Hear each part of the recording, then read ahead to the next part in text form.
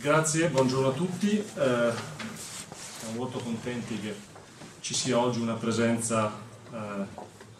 importante qui a questo primo congresso di iscritti, ma anche di invitati e di rappresentanti delle diverse realtà politiche e sociali della città. Io cercherò di essere veramente molto sintetico, anche perché vorremmo partire anche da un modo diverso di ragionare, di dibattere assieme, a costruire nuove forme e nuovi linguaggi della politica. Sappiamo quanto sia logoro un certo tipo di discorso, di ragionamento politico, che ha fortemente allontanato dalla partecipazione, dall'impegno civile, molti cittadini. Quindi se c'è una prima preoccupazione rispetto al quale noi ci impegniamo a lavorare, come Sinistra Ecologia e Libertà, è riappassionare, riportare, ridare il senso e la voglia di poter contare ai tanti che in questi anni si sono allontanati dalla politica. Perché il partito di maggioranza oggi in questo Paese è, nel bene e nel male, il partito dell'astensionismo. E questo ha delle ragioni profonde. Sicuramente una delle ragioni più drammatiche è quello che è stato il lungo ciclo del berlusconismo, rispetto al quale i segnali di disfacimento di un sistema che ancora prima che politico è un sistema culturale sono sotto gli occhi di tutti. Ma rispetto al disfacimento del berlusconismo non basta aspettare che passi il cadavere politico di Berlusconi, perché se non si costruisce una alternativa politica che non è soltanto un'alternanza istituzionale, ma è un'alternativa politica che ha grande respiro, grande capacità di ridare un progetto di società, una visione, un senso dell'appartenenza, del fare comunità. Se tutto questo non accade, evidentemente il rischio è che ci siano forme di ulteriore populismo politico e per certi aspetti anche di sostanziale e fattuale involuzione autoritaria. Allora, se i temi sono questi, del degrado istituzionale, politico e sociale, rispetto di cui sono pieni i giornali, di cui è piena la cronaca quotidiana, e che di fronte alle questioni del disfacimento del berlusconismo, che sono la sfiducia nella politica, ecco la sua interpretazione populistica estrema, che porta a ridurre e a banalizzare qualsiasi tipo di grande scelta che il Paese deve condurre, il grave pericolo e la grave situazione di mancanza di legalità nel sistema complessivo. Credo che la questione della sentenza della Corte Costituzionale di qualche giorno fa lo dica con chiarezza, cioè questo è un Paese che non può più continuare ad avere un Presidente del Consiglio che sostanzialmente continua a gestire e essere occupato e preoccupato unicamente dal proprio destino e dal proprio destino giudiziario. I temi dell'etica, l'etica deve tornare ad essere un punto centrale nel modo in cui si giudica l'operato politico e si giudicano gli uomini e le donne che fanno politica, perché è intollerabile che l'immagine di questo Paese sia a livello internazionale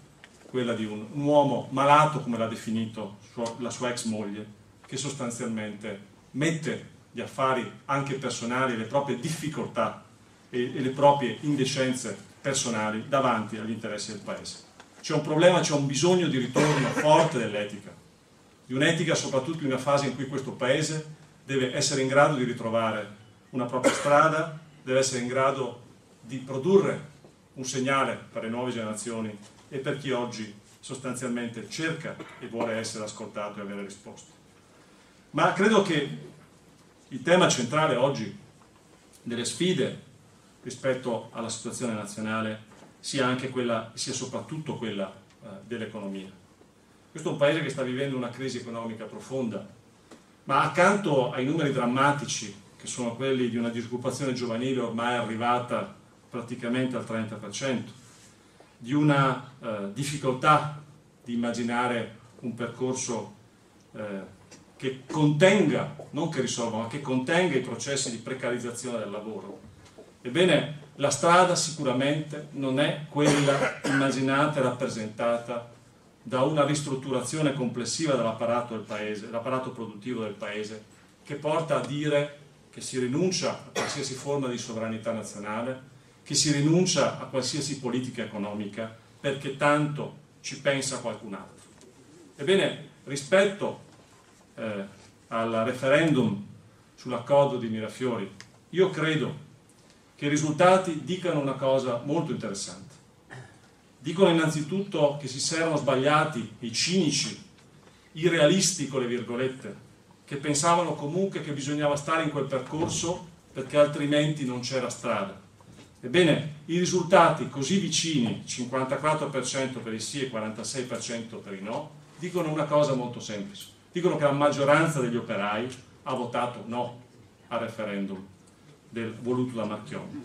E quindi che quella scelta, che quel ricatto prodotto, che era quello di dire o togliamo di mezzo sostanzialmente le relazioni sindacali e industriali, o togliamo di mezzo la democrazia in fabbrica, oppure altrimenti chiudiamoci e andiamo. Ecco, rispetto a quello c'è stata una risposta, a mio avviso, molto importante da parte degli operai della Fiat, che hanno detto che non era accettabile quel ricatto.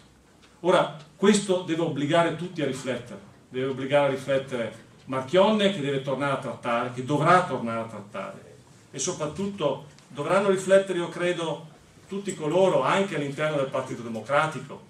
che si sono assunti la responsabilità, penso a Fassino, penso a Chiamparino, di dire che bisognava assolutamente votare sì al referendum.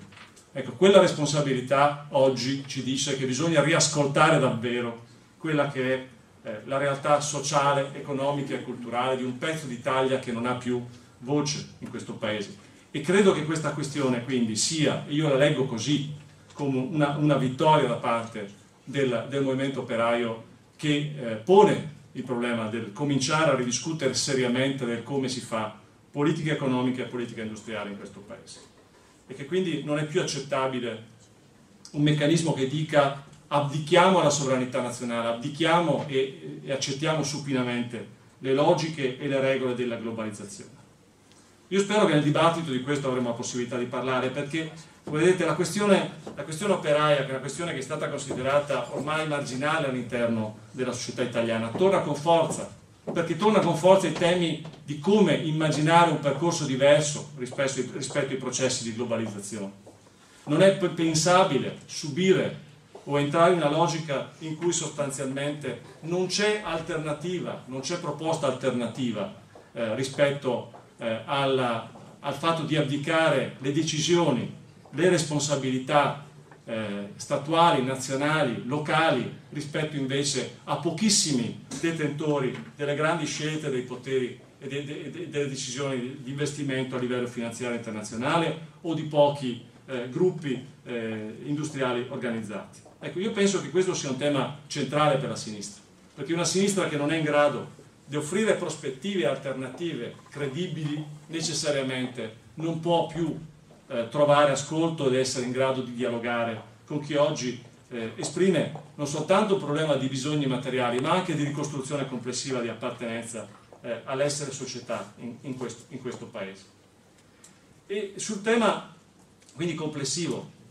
del cosa significa trovare una strada diversa rispetto ai processi di globalizzazione e di mondializzazione, io penso che questa sia una questione che sia davvero al centro del dibattito politico nazionale, perché altrimenti non si capisce come sia pensabile un'alleanza di centro-sinistra che non riprende in mano queste questioni decisive. Che cosa è un governo nazionale se non questo? Un governo capace di immaginare i processi di riorganizzazione economica, capace di ricostruire pezzi importanti della produzione della ricchezza nazionale. Anche or più perché i processi di globalizzazione, lo ha dimostrato non soltanto la crisi del 2008, ma quello che sta accadendo, direi, in questi giorni, ma anche in queste ore. Pensate alla Tunisia. La Tunisia è un piccolo paese del Mediterraneo che sembra così lontano, invece fa parte di processi economici di globalizzazione importanti. perché la Tunisia ha fatto la scelta di essere una sorta di piccola Cina, in cui la democrazia non era all'ordine del giorno, ma era all'ordine del giorno la capacità di accogliere gli investimenti stranieri. E su questo ha costruito un modello economico che ha coinvolto molti partner del nostro paese. Il gruppo Benetton ha grossissimi investimenti in Tunisia, a Kasserine. Ebbene, ha chiuso gli stabilimenti in queste ore, perché il popolo tunisino ha detto che non è possibile e immaginabile un processo di sviluppo che dica sviluppo economico senza democrazia, senza libertà, senza crescita sociale. E Ben Ali, che fino a pochi giorni fa era ricevuto con grande enfasi, con grande non soltanto da Berlusconi o da Sarkozy, ma sostanzialmente dall'establishment politico internazionale, oggi finalmente viene tacciato per quello che è. Ecco, io credo che questo debba fare riflettere, perché non c'è sostenibilità in questo modello di crescita economica e di sviluppo economico. Questo riguarda il Mediterraneo, su cui dobbiamo interrogarci, perché la Tunisia significa Egitto, perché significa molti paesi del bacino mediterraneo, ma questo significa in prospettiva quello che rischia di accadere in pochissimi mesi in Cina rispetto alla gravissime contraddizioni dal punto di vista del modello sociale. Allora il tema dell'insostenibilità di questo modello è un tema che ci riguarda direttamente, perché in questo si gioca la prospettiva anche di un paese come l'Italia, che evidentemente da sempre è aperto economicamente a livello internazionale nei processi di importazione e esportazione, nei temi della capacità di produrre valore a livello internazionale. Il problema chiaramente è l'insostenibilità ambientale, che è un altro di questi temi su cui sia impossibile non guardare a quello che sta accadendo per esempio nelle grandi città cinesi. Il tema comunque complessivamente di un'insostenibilità sociale e culturale, perché se un modello di crescita o un modello di sviluppo produce infelicità, produce precarizzazione, produce aumento del livello di conflitto, di aggressività, di violenza, ebbene questa non apre nessuna prospettiva.